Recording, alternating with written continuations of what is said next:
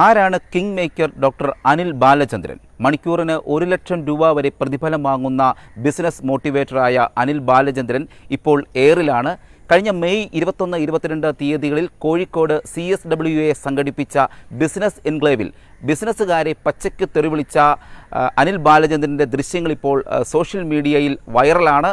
ആ ദൃശ്യങ്ങളൊന്ന് നമുക്ക് കാണാം. ഇത്ര ചാട തെണ്ടി വേറെ ഇല്ല എന്ന് ഈ സംഘാടകരുടെ മനസ്സിലുണ്ട്. കാരണം 1 മണിക്കൂർ തീ തീറ്റിച്ച് ഞാൻ കലിപ്പ് തീരും വരെ ഞാൻ നാണം കെടുത്തും കേട്ടോ. ഇത് ഇവിടെ പറഞ്ഞങ്ങ് തീർന്നാ തീർന്നു. ഇല്ലെങ്കിൽ ഞാൻ ഇവിടെ നിന്ന് അങ്ങോട്ട് ഇറങ്ങിയിട്ട് ഞാനൊരു വീഡിയോ ചെയ്യും. അത് നിങ്ങൾക്ക് ഭയങ്കര ദോഷം. ഇതിനുള്ള സ്കില്ലില്ലാത്ത തെണ്ടികളായിട്ടുള്ള ബിസിനസ്സുകാരാ ഈ കസ്റ്റമറുടെ പുറകെ നടന്ന് തെണ്ടുന്ന. നാണമില്ലയോടോ നിനക്കൊക്കെ? മാസങ്ങൾക്ക് മുന്നേ കിട്ടിയടോ ഇന്നത്തെ പൈസ. ഇന്നിപ്പൊ ഞാൻ പൈസ മേടിച്ചില്ലായിരുന്നെന്ന് ഇരിക്കട്ടെ, ഇതുവരെ ഈ പ്രോഗ്രാം കഴിഞ്ഞ പൈസയെങ്കിൽ ഉച്ചയ്ക്ക് ഞാൻ വെച്ച ജാട വല്ലതും കാണിക്കാൻ പറ്റുമോ? എന്താ ഉച്ചയ്ക്ക് ഞാൻ ജാട കാണിച്ചേ? ഓൾറെഡി കിട്ടാനുള്ള എൻ്റെ വെട്ടി വീണു. ഇനി ഞാൻ പറയുന്നതാ ടേംസ് ആൻഡ് കണ്ടീഷൻ. ഞാൻ പറയുന്നതേ നടക്കൂ.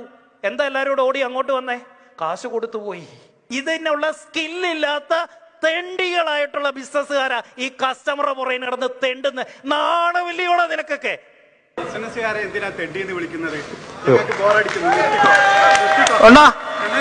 നിങ്ങൾ 1 മണിക്കൂർ ഞങ്ങളെ ഇവിടെ വെയിറ്റ് ചെയ്യിച്ചില്ല. അതിന് ബിസിനസ്സുകാരെ തെണ്ടി എന്ന് പറയാം. ഞങ്ങളൊക്കെ ബിസിനസ്സുകാരാ.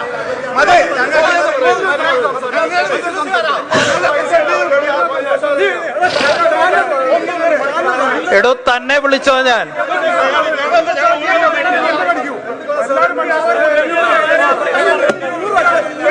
ശരി ശരി ശരി, ഓക്കെ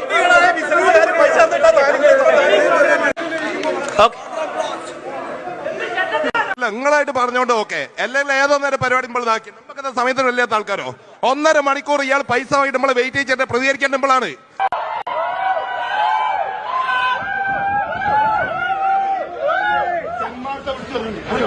കോഴിക്കോട്ടാണ് അങ്ങനത്തെ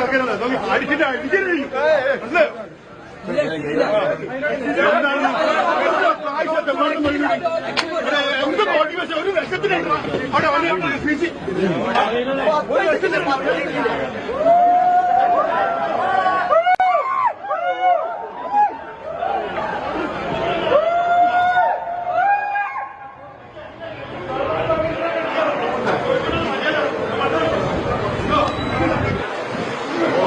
$4 ലക്ഷം രൂപയും GSTയും പ്രതിഫലമായി നൽകിയാണ് അനിൽ ബാലചന്ദ്രനെ ഈ പ്രോഗ്രാമിലേക്ക് സംഘാടകർ ക്ഷണിച്ചത്.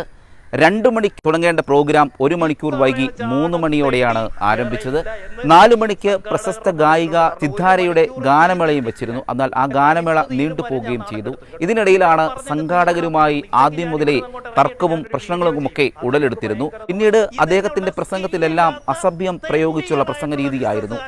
അവിടെ എത്തിയ ഒരു ബിസിനസ്സുകാരൻ തങ്ങളെ അസഭ്യം പറയുന്നത് എന്തിനാണെന്ന് ചോദ്യം ചെയ്തതാണ് പ്രതിഷേധങ്ങൾക്ക് വഴിയൊരുക്കിയത്. കൃത്യമായ പ്രതിഫലം മുൻകൂർ തന്നെ അദ്ദേഹം വാങ്ങിയതുകൊണ്ട് അദ്ദേഹത്തിന് അത് ലഭിക്കുകയും ചെയ്തു. എന്നാൽ കഷ്ടിച്ച് ഒരു വിധത്തിലാണ് ആ സമ്മേളന സ്ഥലത്തു നിന്നും രക്ഷപ്പെടുന്നത്.